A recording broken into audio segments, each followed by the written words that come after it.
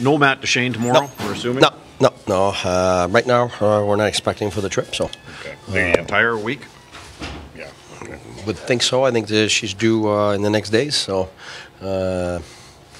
Right now, we're staying at that, expecting that, and if it's anything else, then we'll take the bonus. But right now, I'd rather think get ready without him and focus on who's here. JG played 13 minutes and change the other day. Is it anticipated? JG Pajot, sorry. Anticipated that he'll bump up in the lineup and get a little bit more playing time? Yeah, but, you know, we want to be smart about it. You know, he had, 13 and a half, somewhere around there, minutes, and we can bump it up to 15 and a half, somewhere around there. And that's already going to be good. Obviously, I mean, right now, probably going to put him in Duchene's spot and try to manage the minutes depending on power plays and PKs and 5-on-5. And Paul will be back in. 12 and 6 tomorrow? I think so. Most probably because, you know, with Pajot coming back, you know, I want to make sure that if he can't take too many minutes, then I got to cover myself here. And you're starting goaltender tomorrow? Nelson. Good news on Bobby Ryan, I guess.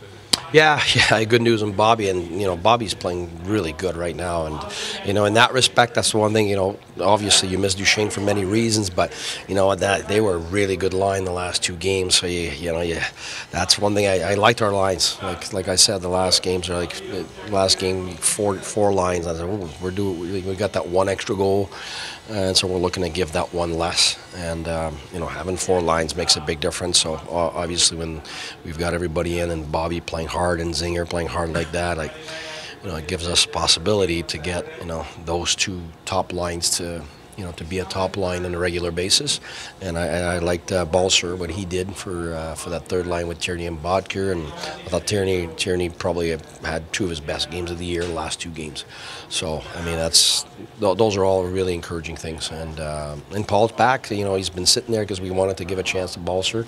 But I think right now getting back in, you know, this big team on the other side, I think this is a perfect game for him to come in.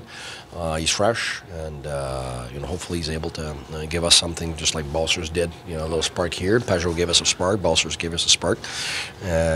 But as we all know, you know, on defense is where we have the most growth to see, and some guys are growing. But you know, it's tough, like to ask some guys to be in our top 4 and act like top 4 guys when they're not necessarily there yet. But at the same time, all these minutes will pay off soon enough. And like I said, Yaros is a perfect example of that. You know, I think Lajoie is probably the one that has been the most extended since the beginning of the year in his role, and so sometimes it's tough. You know, like it's so the more we get guys back, the more he can get a little breather. Even Falk, that was a great addition for us. It's too bad that, you know, he's an older guy, a guy who keeps it safe, a guy makes, you know, plays a tough game and relieves some of those young guys from having to do it every shift.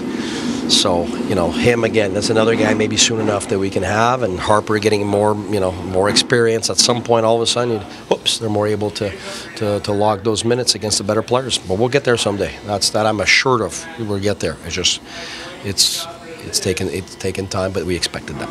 You said you're hoping next week. So Anderson was just flying was an issue? Or? Yeah, he was close, but that's the thing, you know, you want to keep it close. He was close to being back. It was going well, but, you know, sometimes those plane rides, all of a sudden, they just push you back, and that was a tough decision there, to be honest with you. Like, we jungled, you know, if we'd been home and everything, like, I think it would have been closer, much closer.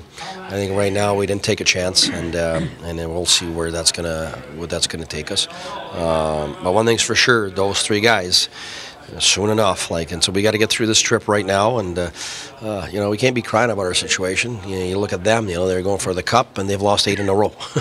So, you know, it's you know, you had Nashville lost 6 in a row, and you know, they're supposed to win the cup. So every team's got their moments of the year, and we know why we're having those, and in the absence of some players, we understand it, but we don't want to stay in a comfort zone because we're losing and it's fine. No, it's not. We don't want to lose.